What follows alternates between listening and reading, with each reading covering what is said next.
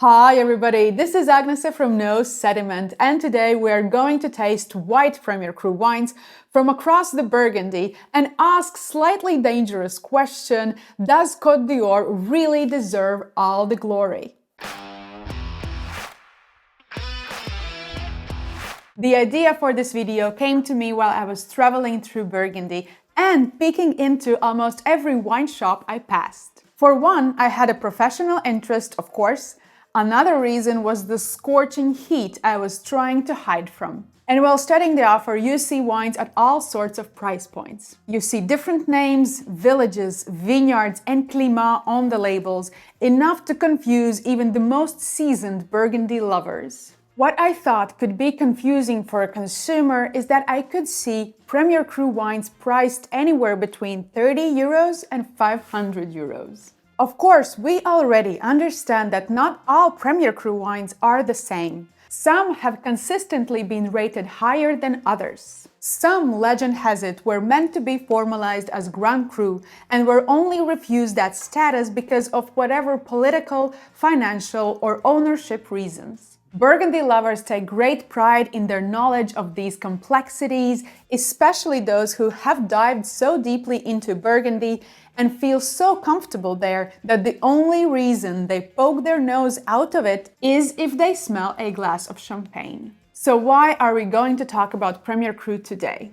Burgundy is unique. Broadly speaking, Burgundy's quality hierarchy can be divided into four major categories. At the base, we have regional wines, Bourgogne Blanc, Bourgogne Rouge, Bourgogne Pas-Stud Grain, among others. A step above that, we have village-level wines. These take the name of the village or commune where the grapes are grown. Think of Meursault, Volnay, or Pouilly-Fuissé for that matter. Next up, we have Premier Cru wines. On the label, you will see the village name followed by Premier Cru, and in certain cases, you might even see the name of a specific Premier Cru site or climat. At the very top, the pinnacle of Burgundy, crème de la crème, the jewel, the treasure, and the crown, sit the Grand Cru wines. There are 33 Grand Cru vineyards in Burgundy, and each has its own unique AOC. Take together with the rest of Burgundy's appellations, and it is no wonder that Burgundy is responsible for 23% of all France's AOC wines and seems to take great pride in it. So Grand Cru, in a way, remains a completely different story. First of all, with almost no exceptions, these are very limited and very expensive wines. Except for Chablis, there are no Grand Cru vineyards outside Côte d'Or. The Côte d'Or is the heart of Burgundy and the holy grail for Burgundy lovers. Further south, we have Côte Chalonnaise, which is often praised as the land of discoveries. And even further south, we have Mâconnais, with probably the most famous appellation there at the moment being Pouilly-Fuissé. Funny enough, I think that village Burgundy can offer a great deal of fun and excitement, but also quite a lot of disappointment. And to make things worse, it is village-level Burgundy that has shown a very significant price increase over the last 10 to 15 years. Prices have doubled and in some cases have risen by as much as 300 or even 500%. If I am being honest, we have seen a significant price increase across all Burgundy wines. But having said that, when I look at Burgundy shelves and see that the price gap between Village and Premier Cru has narrowed, I cannot help but wonder if the safer choice now lies with the Premier Cru label. And now we can find Premier Cru wines in all major Burgundy subregions: Chablis, Côte d'Or, Côte Chalonnaise, and Mâconnais. There are even discussions underway about elevating some vineyards in Beaujolais to Premier Cru status as well. And that means, or at least I tend to think so, that there are still spots to look for good value wines in Burgundy. And I do think that you can find less disappointment in the Premier Cru category. Initially, it might seem like a silly experiment to compare Côte d'Or Premier Cru wines to those of Côte Chalonnaise and Mâconnais, because we clearly know which ones are more affordable and which carry greater prestige. But despite what we are often told through promotional activities, vineyard classification and official recognition are not nearly as romantic as they might seem. There is always politics, money, and power involved. For example, Jasper Morris, Master of Wine, has written that one reason so much of Chalonnais was classified as Premier Cru is that vineyards classed as Premier Cru would not be requisitioned by the occupying German forces. These vineyards were codified in 1942 and apparently it was done in quite a rush. So it might be the case that some Premier Cru vineyards in the Chalonnais are not up to the standards we might expect from them today. Certain things could also be said about some vineyards in Côte d'Or. Meanwhile, the Mâconnais Premier Cru vineyards are only in force from the 2020 vintage onwards, and although they are based on historical data, prestige and consistency in outperforming other sites, we still cannot entirely exclude the factor of politics and power play here as well. So I thought it would be interesting to taste these wines in blind and whether what we are talking about really is quality gap, or maybe instead we are simply discussing a stylistic differences between these sub-regions of Burgundy. And let us also ask with this tasting, can we really expect a similar level of quality from all Premier Cru vineyards across Burgundy? Or does Côte d'Or remain the sacred grail? Let's start with wine number 1. I do love the color here. It is relatively deep lemon, and you know that this wine will pack some tension and some intensity and concentration. Not that you can tell all of that from the color. It can be very misleading as well. But at this level, yes, you feel this really ripe fruit profile here. All the yellow fruits you can imagine. Think of pear, apple, peaches, even hint of melon maybe.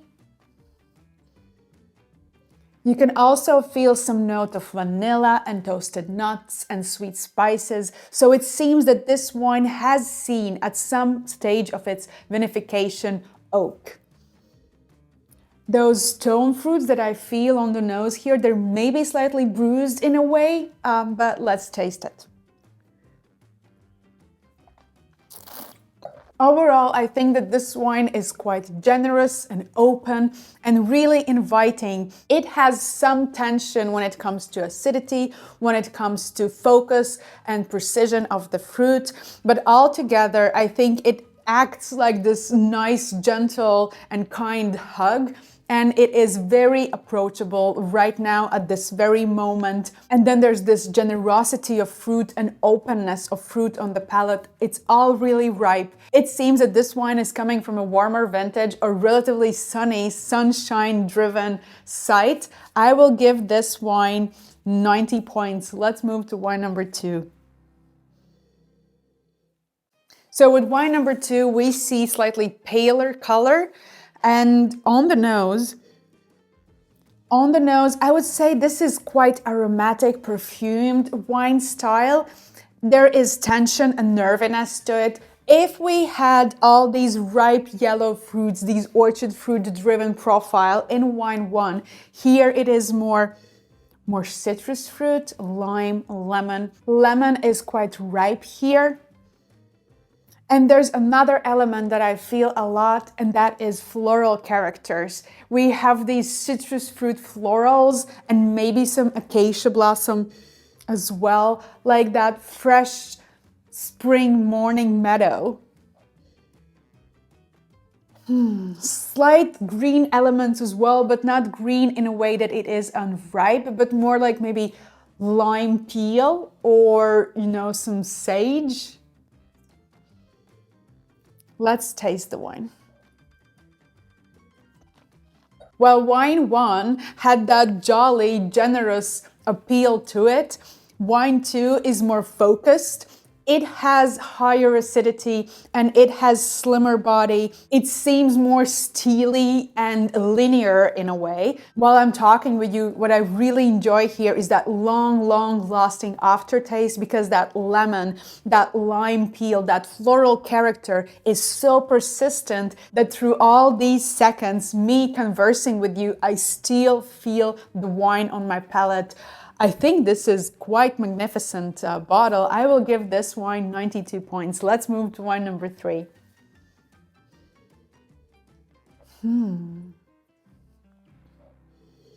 Wine number 3. We also feel those bright, ripe yellow fruits as we did in wine number 1. So here we have those peaches and apricots. They're a bit crunchier. They are not as ripe as in wine 1. And what I also feel here in wine 3 is that creamy, buttery element that adds a bit of extra layer, if you will. But what I also enjoyed that it is not overpowering the fruit. The fruit still plays the main role. It is the leading actor here in the wine 3. It is evolving now because now it starts to smell of chamomile, fresh chamomile blossom. I really like this wine. Wow. It seems layered and complex and it keeps developing in the glass. Let's taste the wine. So wine number 3, it is almost like mix between 1 and 2 because you have that generosity of fruit. It is quite open and it is there, you know, to please you. But as you pay attention on that fruit, the acidity slowly creeps in and it just lifts it all up and, you know, adds extra dimension to the wine. It elongates the wine and all of a sudden to that ripeness of fruit, we get that wave of freshness, that wave of focus and precision. And it is really beautiful. And what is also quite interesting with wine number 3 as opposed to wine number 2 is that we also have really long aftertaste. But here the aftertaste was this one-dimensional element. You know, I had that citrus fruit character. Here the aftertaste, at first I had that fruit ripeness, that stone fruit character. Then I had some of the floral elements and now it almost feels there's something herbal to it. So this is really complex and interesting wine. I will give this wine 93 points. And let's move to wine number 4.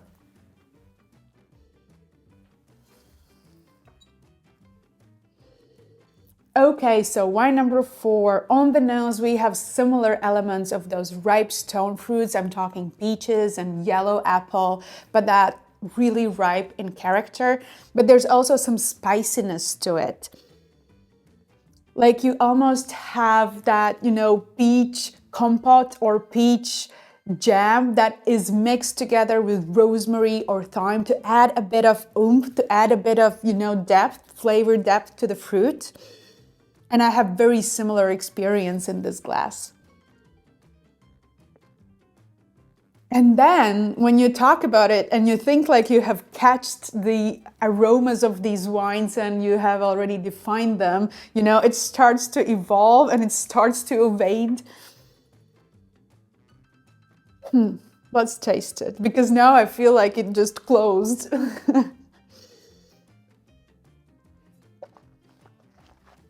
Wow, I think this wine also packs a lot of flavor and complexity and concentration on the palate. The aftertaste is really intense here, but I think this wine, in a way, it shows a lot of power and structure and body, but there's also some fragile elements to it, you know? There is this really concentrated and nice firm acidity that elevates it, that makes that ripe fruit profile quite refreshing and not at all dull. I do enjoy this wine, that spiciness, that ripeness of the fruit without losing, you know, that elegant fragility some of the best wines can offer. I will give this wine 91.5 points. Shall we reveal the wines? We will start probably with the lowest scored wine. All of these wines were fantastic. All of these wines were great. And I would be incredibly happy to enjoy all of them on their own. But also there are differences in quality and in style and the way I perceive it. So we will start with wine number 1, which I gave 90 points if I'm not mistaken.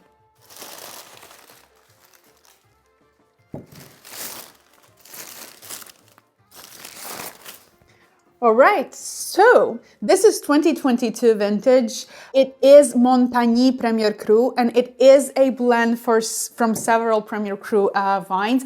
This is interesting. It was really generous and open and rich and ripe fruit driven. Jasper Morris says that more than half of Montagny vineyards are actually Premier Cru. So according to him, some of the Premier Cru wines could be of higher rate and some maybe not so much.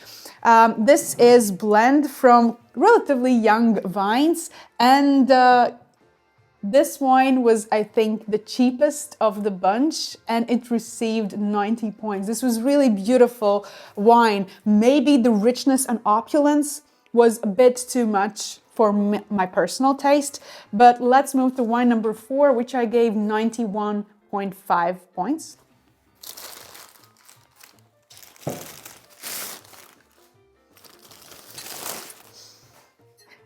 This is one of my recent discoveries, Eric Forest Pouilly-Fuissé Premier Cru Le Crays 2024. It would be very difficult for me to identify the vintage because 2024 was a really challenging vintage and you could not see it in this wine. It was really clean and beautiful and you had that nice focused acidity. For the longest time, I have been great supporter and fan of producers who harvest their grapes relatively late.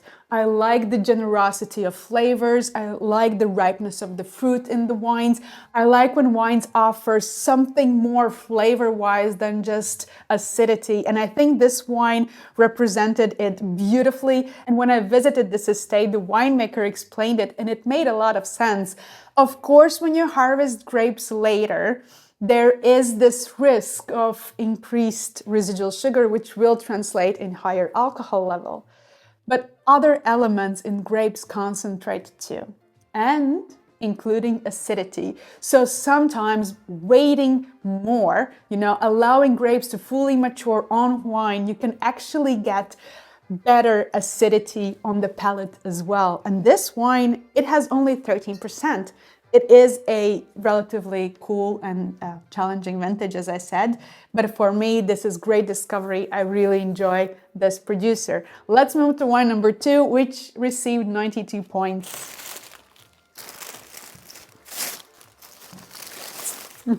And I would have been quite surprised if it wouldn't be Chablis, because this specific Chablis Premier Cru Le Vaillons, it was the slimmest, the freshest, the nerviest of all the wines. And I think I did describe the style more citrus driven. It was also more perfumed in a way on the nose. This was beautiful. With Vaillons, we are not on the slopes where the famous Grand Cru vineyards are. With Vaillons vineyard, we are actually on the other side of the river. And I think it can offer great value. In a way, both of these wines are actually very similarly priced. So you can see that they also offer quite good value when it comes to Burgundy. Because when we talk about value, we always have to remember that we are talking about value in Burgundy. It is completely different than when we talk about value in other winemaking regions.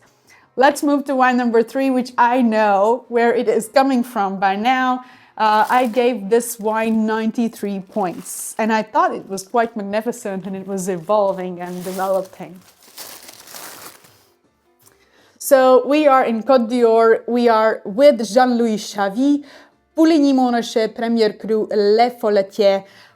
It is one of the largest Premier Cru vineyards, if I'm not mistaken. It is also often regarded as one of the finest Premier Cru vineyards in Pouligny area.